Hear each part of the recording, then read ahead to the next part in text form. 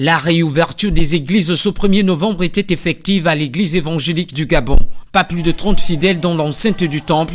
La décision vient du gouvernement qui craint une résurgence de la Covid-19 dans le pays.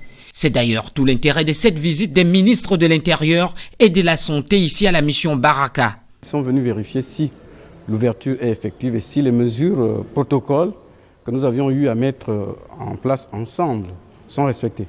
Ça, c'est la première chose. Donc, c'est pour vérifier cela. Bon, quant à la deuxième question de la satisfaction, notre satisfaction est partielle. Pourquoi? Parce que nous aurions voulu avoir un plus grand nombre de fidèles au culte.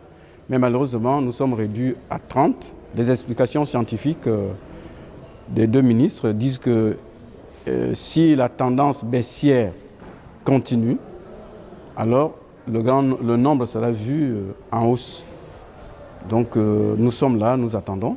Certainement, nous souhaitons que la tendance baissière se poursuive, qu'elle continue. Et nous pensons que le nombre sera vu à la hausse. Si chez les catholiques on célèbre les saints ce 1er novembre, pour les protestants de l'église évangélique du Gabon, la réouverture des églises de ce jour coïncide avec un moment important de cette congrégation religieuse.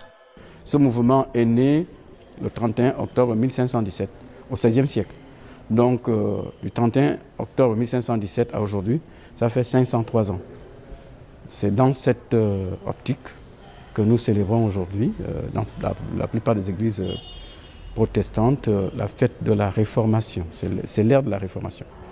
Martin Luther, qui, en mésentente avec l'Église, a donc créé un autre groupe des églises réformées, des églises dites protestantes.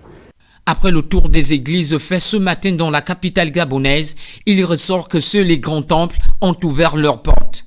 La marche vers une réouverture générale est progressive.